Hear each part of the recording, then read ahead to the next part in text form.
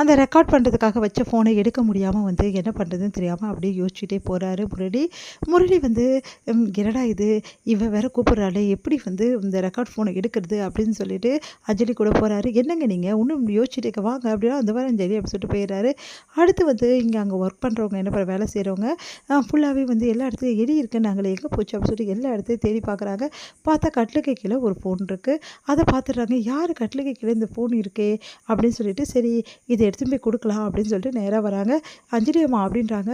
உடனே வந்து சொல்லுங்கள் என்ன விஷயம் அப்படின்னு சொல்லிட்டு அபி கேட்குறாங்க.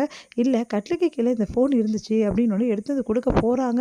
கரெக்டாக அந்த டைமில் வந்து கையில் வந்து வெடுக்குன்னு பிடுங்கிடுறாரு நம்ம வந்து முரளி.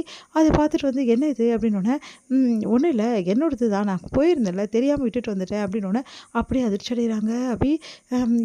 கட்டிலுக்கு கீழே ஃபோன் இருந்ததுடா, ஒன்றும் புரியலையே, எப்படி அங்கே வந்திருக்கோம், ஒருவேளை இவன் தான் வச்சுருப்பானா, கண்டிப்பாக இவன் தான் செஞ்சுருப்பான், ஏதோ வந்து பண்ணிகிட்ருக்கான் இவன், இந்த விஷயத்தை நம்ம கண்டுபிடிக்கணுமே, இவ்வளோ கேவலமாக நடந்துக்கிறான், வந்து பெட்ரூமுக்கு அடியில் வந்து ஃபோன் வச்சுருக்கான், உண்மையிலே இவன் தான் வச்சானா இல்லை தெரியாமல் வந்துடுச்சா, ஒன்றுமே புரியல எனக்கு, கண்டிப்பாக இவன் செஞ்சுருப்பான், படு கேவலமாக நடந்திருக்கான், இவனை மனுஷனா இவன்லாம் அப்படின்னு சொல்லிட்டு டென்ஷனாக வராங்க. அப்போது இவனுக்கு எல்லா ஞாபகமும் இருக்கா, இவ்வளோ நாள் இவன் நடிச்சிட்டு இருந்தானா அப்படின்னு சொல்லிட்டு குழம்பி போகிறாங்க. இது எப்படி கண்டுபிடிக்கிறது உண்மையான்னு சொல்லிட்டு அப்படின்னு சொல்லிட்டு யோசிச்சுட்டே இருக்காங்க. வர நைட்டு வந்து கண்டுபிடிக்கிறேன் அப்படின்னு சொல்லிட்டு போகிறாங்க. ஐயோ அப்படி ஒரு மாதிரி பார்க்குறாளே, நம்ம கட்டிலுக்கு கீழே ஃபோன் வச்சதை அவள் கண்டுபிடிச்சிட்டாளா, இப்போ என்ன பண்ணுறது ஒன்றும் புரியலையே அப்படின்னு சொல்லிட்டு என்ன பண்ணுறது தெரியாமல் போகிறாரு முரளி. முரளி வந்து அதை ஆன் பண்ணி கேட்குறாரு. இது மாதிரி நைட்டு பேசுனது அவங்க எல்லாம் வந்து நான் வந்து அதில் வந்திருக்கு. அதை பார்த்துட்டு என்னது, ராகவ் வந்து அபி கூட போவானா, அதுவும் நிச்சயத்துக்கும் போவான், கல்யாணத்துக்கு போவான்னு சொல்லிட்டு ப்ராமிஸ் பண்ணுறான், அதை போகவே விட மாட்டேன் நான் இருக்கிற வரைக்கும் நீங்கள் 2 பேரும் சந்தோஷமாக அந்த ப்ரோக்ராமுக்கு போக முடியாது, அதை நான் போகவே விட மாட்டேன் அப்படின்னு சொல்லிட்டு டென்ஷனாக வராரு. இங்கே வந்து அபி யோசிச்சுட்டே இருக்காங்க. எல்லாத்தையும் நினச்சி பார்க்குறாங்க. அந்த வேலை செய்கிற ஆள் வந்து கட்டிலுக்கு கீழே அந்த ஃபோன் எடுத்து கொடுத்தது எல்லாத்தையுமே நினச்சி பார்க்குறாங்க. கண்டிப்பாக வந்து அந்த முரளி தான் ஏதோ பண்ணியிருக்கான், முரளி ஒரு வேலை அப்படின்னு சொல்லிட்டு யோசிச்சுட்டு, இவ்வளோ கேவலமானவனா முரளி அப்படி சொல்லிட்டு யோசிச்சுட்டே இருக்காங்க. சரி ஒன்றும் புரியலையே, எப்படி இவனை கண்டுபிடிக்கிறது, டேப்லெட்டையும் கண்டுபிடிக்கலான்னா அதையும் கண்டுபிடிக்க முடியல, இவன் வந்து பண்ணுற விஷயங்கள் எல்லாமே வந்து படு பயங்கரமாக இருக்கே அப்படின்னு சொல்லிட்டு யோசிச்சுட்டு இருக்காங்க. இங்கே வந்து என்ன பண்ணுறாரு, ராகவ் வந்து கால் பண்ணுறாரு.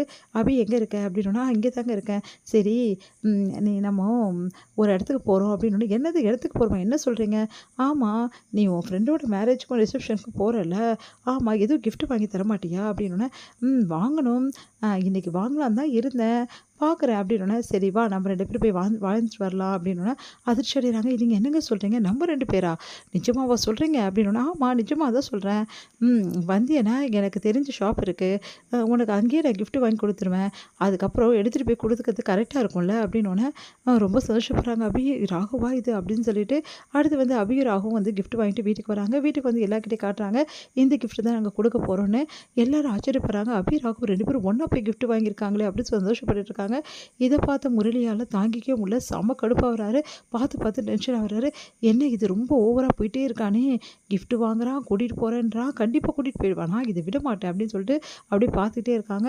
அப்போ சுந்தரி வந்து ஒன்றுமே புரியல, இங்கே என்ன நடக்குதுன்னு தெரில, ராகவ் இதுக்கெல்லாம் முக்கியத்துவம் கொடுக்கவே மாட்டான், ஏன் இப்படிலாம் பண்ணுறான் அப்படின்னோடனே, எனக்கு நல்லாவே தெரியும் ராகவ் வந்து எல்லாம் முன்னாடி வந்து கோவமாக நடந்துக்கனால அவங்க சொந்தக்காரங்க முன்னாடி, அதனால் அந்த விஷயத்தை சமாதானப்படுத்தணும், அந்த விஷயத்தால் எல்லோரும் நம்ம மேலே கோவமாக இருப்பாங்க அப்படின்னு சொல்லிட்டு முடிவு பண்ணி தான் இதெல்லாம் பண்ணிகிட்ருக்கான் அப்படின்னோடனே, ஓ அப்படியா கதை, ஆனால் இதை நான் விட மாட்டேன், இவங்க 2 பேரும் சமாதானம் ஆகிட்டா அப்புறம் நான் என்ன பண்ணுறது, நான் எப்படி அபி கூட சேர்றது, இதெல்லாம் நடக்கவே நடக்காது, அதனால் இவங்க 2 பேரோட சண்டையை அதிகப்படுத்தி இவங்க 2 பேரும் ஒரே நடையாக பிரிச்சுடுவேன், அது மட்டும் கிடையாது, இப்போ 2 பேரும் போகலான்னு நினச்சிருக்காங்கல்ல நிச்சயதார்த்தத்துக்கும் கல்யாணத்துக்கும், இந்த 2க்குமே நான் போக விட மாட்டேன் அப்படின்றாரு. அதை கேட்டு வந்து சுந்தரி வந்து இதெல்லாம் நடக்குமான்னு தெரியலையே, நடந்தால் சந்தோஷம் தான், ஏன் அத்தை அப்படி சொல்கிறீங்க, நீங்களும் எனக்கு ஹெல்ப் பண்ணால் தான் நடக்கும், எங்கே ஹெல்ப் பண்ணுறது, என் கதையே பெரிய விஷயமா இருக்குது, எங்கே என் பையன் வந்து அந்த அணு கூட சேர்ந்து வாழ்ந்துருவானோன்னு சொல்லிட்டு பயந்துக்கிட்டே இருக்கேன் நான், இதில் உனக்கு எங்கே நான் ஹெல்ப் பண்ணுறது அப்படின்றாங்க.